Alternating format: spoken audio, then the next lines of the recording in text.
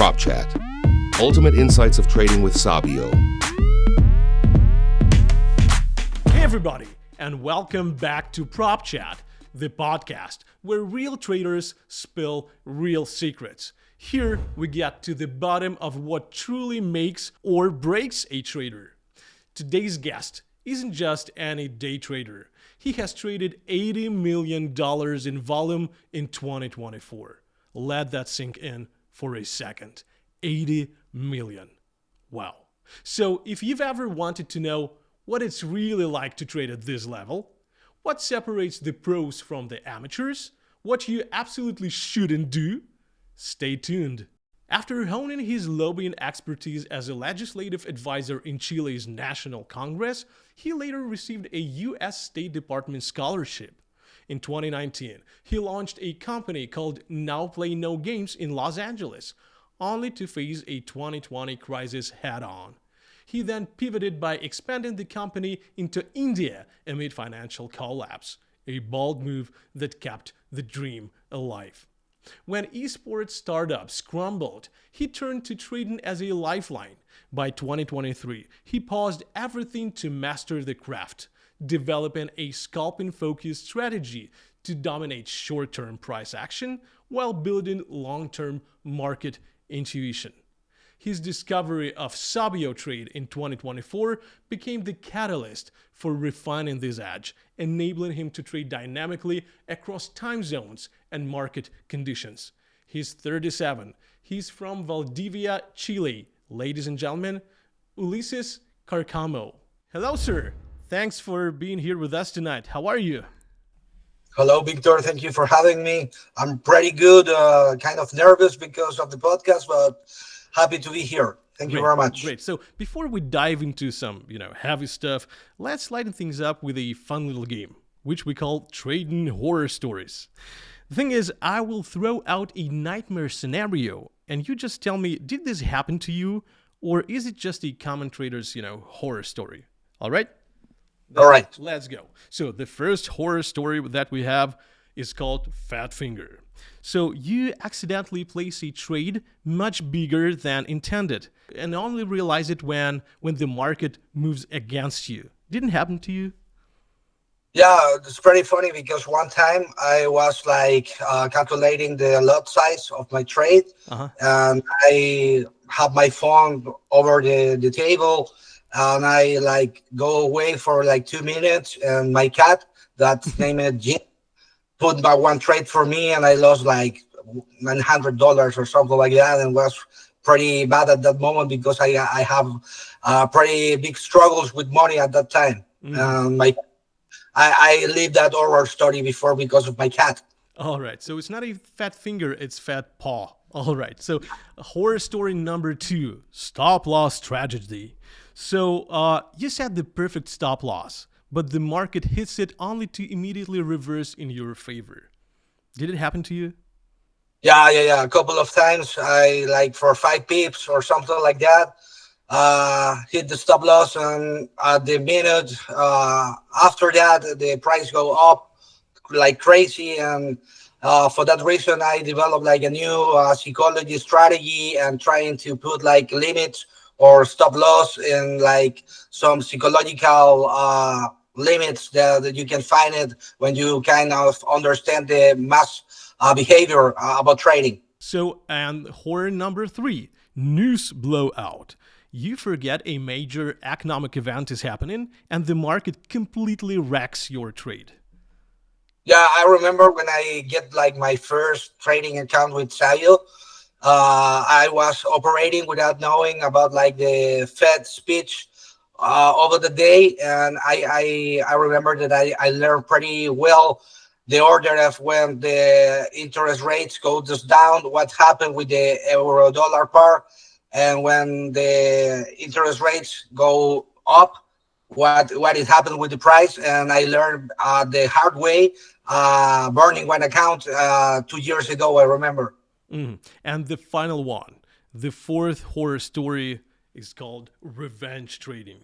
So you take a big loss, then try to win it back immediately, only to dig yourself into a deeper hole.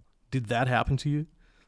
Yeah. Most of the time when I was learning, the first like for the first year was like I think that I did a lot that mistake that do the revenge trading because you want to go up again and recover what you have already lost, and you never catch it, and it's kind of crazy because you have like the time for do the trades like you plan to do like 2 hours of trading, and when you start doing like the revenge trading, you get like 10 hours and you didn't even notice that you are all the time, and realizing at the end that the biggest losses that you can ever have on that time. All right, sir. Thank you. Enough with horror stories, because I bet there's a question that interests our viewers most. Trading 80 million in volume. What is it like? Wow, it's really crazy because my path in trading is uh, Mhm. kind of weird because when I start trading, I didn't have like another options of working, and I have a lot of projects going on Mhm. that I need to fund by myself, and I decided to go into trading, and I start like super little, like with $1,000 the first Mhm. time to get the knowledge, start knowing like the platforms, and like get into the trading business like deep as possible. And I never like imagined that I could hit that volume in Mhm. 1 year, Mhm. and it's crazy because it's like 5,000 trades I Wow. sent to I sent to your manager Jana the list of my trades that I have like in a huge list of trades. And when I realized that I hit the $80 million like of volume was crazy because that all that knowledge and all that time was not so easy. For that reason, the learning about it was super deep because I was struggling all the time. Prop Chat. Ultimate insights of trading with Sabio. Dreaming of high volume trading like our guest? You'll need high stakes funding first. At Sabio, you can get funded with up to $650,000. You can get as many accounts as you want. If you aim high, no need to save, borrow, grow your balance for years, or risk your own capital. Just visit sabiotrade.com and pick a plan that will get you there. Prop Chat. Ultimate insights of trading with Sabio. All right, but how did your mindset shift from low to high volume trading? What exactly changes when the stakes rise from dollars to hundreds to thousands? I mean, do the emotions of winning and losing intensify? And finally, has it made you more aware of your mental health? Yeah, I think that the kind of the good thing of my personal path was that I was always all in because I was like trying to fix another project with the trading money. I was always going for all and always risking it all. And in the middle of the path, I learned about the risk reward and to proper risk management. But at the beginning, I always have this mindset of going for all and all in all the time. And for that reason, that volume was like logical in my path because even if I at the beginning I only have like $1,000 to trade, I was all in the trades, not with all the money, but like with really big lot sizes. And for that reason, it was pretty logical for me to even when I get my capital, like my having like higher amounts Mm-hmm. to trade. I was always have the same mindset of the beginning, like going all in. All right, but what percentage of this 80 million volume is actually attributed to Sabio accounts? That it's like 18% Mm-hmm. because I discovered Savio the past last year, Mm-hmm. 2024, and I didn't knew so much about like the prop firms environment and how the business works. And my first experience with a prop firm was not so good. Was with another company. I don't want to say the name, but when I get like the $500,000 account, the 3 or 4 weeks after I pay Mm-hmm. that like 3,000 or something like that for that for that account, the company like went bankrupt, Uh-huh. uh, like the permissions from the regulators, and I just lost my money. And that was my first experience with a pro account. Uh, until I find Savio that is Mm-hmm. more reliable, and I am developing like a really secure path with you in this moment. Mm-hmm. But how many Sabio accounts do you have, and in what denominations? At this moment, I only have two. Mm-hmm. Uh, one of $50,000 and another one of 20,000. Mm-hmm. But let's be honest, sir. Do you really think it's even realistic for a newbie to grow their trading balance to at least $10,000 without prop firms like Sabio or without personal loans? I think it can be possible, but all it depends about like the educational path that you are taking for yourself to confront like the trading task and the trading challenge. Because at the beginning, if you don't have the proper education about trading, you're going to lose the money. Yeah, It's like exactly. that. It's always like that. For that reason, our prop firm or the Savio products that are really good for beginners, because you complement everything with educational tools and all of that that have the platform. Mm-hmm. Uh, it's more possible to do it with a prop firm, but you always need like the educational background first to understand how to risk the management the risk. Sorry, Mm-hmm. and how to confront like the possibilities of growing your account. Mm-hmm. So you are a day trader, sir, right? But Scalp. but why day trading and not, I don't know, swing or position? Yeah, it's kind of have to. It's related with my mindset, Mm-hmm. because I was all in on trying to understand the market, like with deep knowledge and understanding about the facts and about the fundamental and the news. That I was like to be every minute of the day in the market, Mm-hmm. trying to see what happens with the prices. When I remember when the Ukraine war starts, I lose a lot of money in some Mm-hmm. positions, and for that reason, I was like pretty emotional about understanding the markets, and for that reason, I want to be like the most time possible. And I, for example, in my personal path, I like stop all my other projects to study trading and start doing trading. For that reason, for me, was a pretty common sense to be much as possible I can be on the market. And for that reason, I decided to develop my skills as a scalper or day trader. All right. Let's use our imagination a bit. Imagine a friend comes to you asking for day trading lessons. What qualities does this person need to have for you to tell him, dude, just forget about it. This is not for you. What qualities has to have to me say that? Yeah. If you are kind of a quitter, or you are afraid with not so much, Uh huh. trading is not for you, because the big price in trading Mm-hmm. is after you take several losses, you have like hard times. Maybe it can be some guy in any part of the world that have like another experience and do all perfect from the first second, but it's not the common way for everybody. For that reason, if you are like not so comfortable with the risk, the trading is not like Mm-hmm. a job for you. I recommend to go to look another way if you don't tolerate the risk. Okay, but can I ask you, what's the worst trade that you've ever made? The worst trade Yeah. I ever made. Yeah.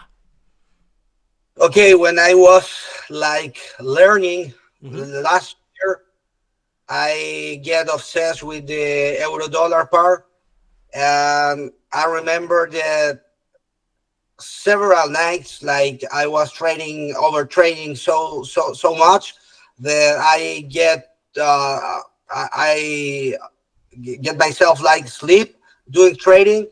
And I remember one day I woke up at the other day with a loss of $11,000. Mm, Uh, for that experience for me was like mind changing, because uh, after that I never did like a trade without stop loss or take profit, and it was pretty wild for me to understand that the markets, when go against you, can like erase all your work from several months in just one night.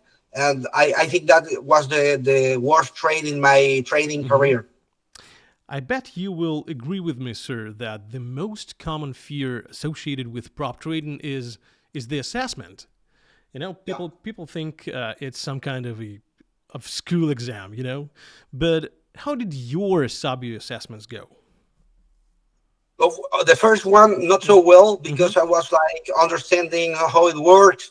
And the a common mistake that all the traders that went over prop firms made, I think, is not Mm-hmm. to read the conditions so well. Mm-hmm. For that reason, when you at the first day of the assessment, I don't know, you make $100 in profit, Mm-hmm. and recalculate of that amount with your margins, Mm-hmm. and get kind of tricky if you don't take the time to understand the conditions. For that reason, my advice for other traders is to put 1 hour of the time trying to understand like the trading conditions of the prop firms, because everything is super clear, but traders don't take the time, the proper time, to understand that. For that reason, I think for many traders get like really mad Mm-hmm. or sad about trading with prop firms, because they don't get to understand all the conditions that involves the contract. Mm-hmm. But in your opinion, does the fear of a bad trade or the fear of not passing the assessment, do they ever go away? Yeah, I think when you go over like the prop firms or account with Sadio, the good thing is that the task, Mm-hmm. uh, the price is huge after you get the task, and so it's not so smart, I think, to be like all fear about it. You have to be like more like optimistic, Mm-hmm. because the Mm-hmm. the, the price is so big after the task, that the way that you confront the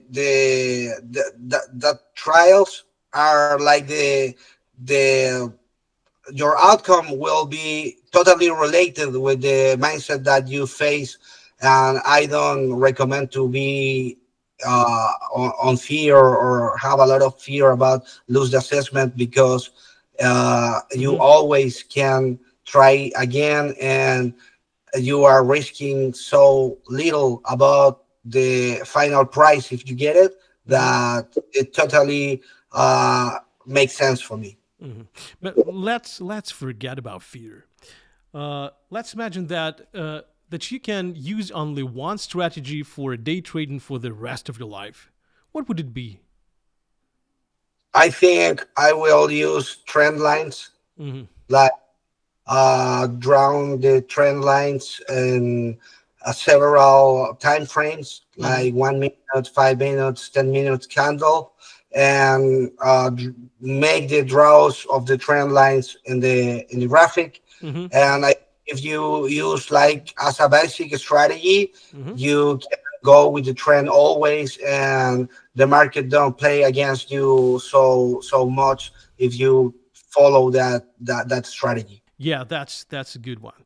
But if day trading were, I don't know, to disappear tomorrow, what skill set from trading do you think would be most valuable in another career? I think the taking decisions under pressure Mm-hmm. is a really good skill that you can develop like in trading, and Mm-hmm. take it to another field, because when you are uh, every trader have like a different situation about like background, money, and everything. But I think everyone that is involved in trading is risking something important about your own time and about your own capital. For that reason, the decision, the decision, the decision that you can take Hmm. over pressure in trading will be like always with you, and you can always learn from the difficult times that you have in trading to put it in other situations. Like trading changed your mindset a lot. It's like Yeah. it's kind of it's a different world because you are like other people see this kind of simple the graphics and red and green and something like Hmm. that, but Hmm. the thing that trading make with your brain about like the decisions that you are taking, about the risk you tolerate, the over trading, the understand your own psychology is life changing for everyone, I think. Prop Chat. Ultimate insights of trading with Sabio. If you're choosing a prop firm to work with, here's a reminder. Sabio is the only one with a full educational academy. Here, you can prepare for assessments and live trading with expert mentors, webinars, articles, videos, signals, and many more. No need to navigate the trading jungle alone, imagine obstacles, and get scared by your own imagination. We've got you covered. All educational materials are completely free for our clients. At Sabio, you're never alone. Join us. Prop Chat. Ultimate insights of trading with Sabio. You know, for some reason, I'm I'm pretty much sure that when you were just starting out, you surely had certain fantasies or goals like I'll trade for a year and reach earnings of some big money per month, right? But Yeah. how did things turn out in reality compared to your initial vision? What aspects turn out to be easier or faster than expected, and which ones required more effort and time? I'm a big dreamer, so at the beginning I like Mm-hmm. have fantasies about the luxury cars and the big amounts of money. Mm-hmm. But with the time, I understand that the step by step is the better way to face this career, for saying in Mm-hmm. some way. Because when I remember when I learned how to make $20 with $100 in one day, Mm-hmm. uh, I realized that I can make like 1 or 2 hours of normal job Mm-hmm. uh, with trading. And when I like overcome that limit, I went for more and do trade bigger trades. And for me, it was pretty well, not so good at the beginning because I was always lacking of capital and things like Mm-hmm. that. But the same thing allows me to understand a better path of trading, doing like penny trading, and go over now that I'm Mm-hmm. doing $1 million trades. And it's a pretty good way to understand that the step by step is the most suitable and comfort thing for everyone, because the path is going to show you what do you need Mm-hmm. in the short time. You know, one thing that I really wanted to ask you since the very beginning of our podcast is have you ever paid for trading courses or, I don't know, for mentorship? And if you did, was it worth it? Or maybe you met our mentor Oleg. And I have this experience when I was like starting on trading. I went of over my capital city in Chile, that is Santiago. Mm-hmm. Uh, I went to this big conference of trading, Mm-hmm. and I get to meet like the Bloomberg people, and they offer me the Bloomberg terminal. That is a really sophisticated financial tool, and Mm-hmm. I was just learning about it, and I decided to hire the Bloomberg terminal that was had a cost of $2,500 per month, Mm-hmm. and I realized that was too sophisticated for me, that I was beginning. But I learned a lot from the Mm-hmm. Bloomberg terminal. I don't recommend to anyone to start with the Bloomberg terminal, Yeah. but but it's a really good financial tool that have like endless, sorry, have endless like opportunities of Hmm. knowledge and educational tools about trading. That is like my one experience, like paying for tutors, and I'm not regretted, but I don't recommend to anyone to start like that. You know, our very first podcast guest, he admitted that he made his first trades almost at random with no real understanding, just learning by doing. And now looking back, it's a total facepalm moment for him. By the way, check out this episode. This Steve guy, you're gonna love him. So, what mistakes did you make early in your career that make you feel uncomfortable now? That make you cringe today? I remember that when I was like just starting, Mm-hmm. I in some moment I think, oh, my problem is not my knowledge Mm-hmm. or my approach to trading, is my lack of capital.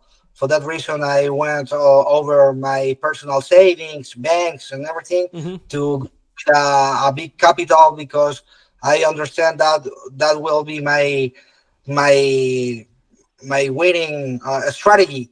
But I discovered that it's not the amount of money, it's Mm-hmm. the risk management and the proper psychology that you have of your own capital. And that was a really big mistake, to think that things will be different if I have so much money. And for that reason are the prop firms Mm-hmm. also. But you always need to do like the step by step about knowledge and educational tools. Mm-hmm. So, the final question, sir. If you could give our viewers a one piece of advice, what would it be? The one piece of advice that I recommend to every trader is to uh, get into like the world of trading, like read trades, try to understand, watch the news, understanding like the macroeconomical Mm-hmm. context, and educate yourself the in the most ways that you are able. There's a lot of resources, free things on internet, and if you get the educational tools in a proper Mm-hmm. way, you can be profitable after a long time. You need to put a lot of time and hard work to understand Mm-hmm. a lot of knowledge about how to manage your capital, and to understand all the financial tools that you can put your money in.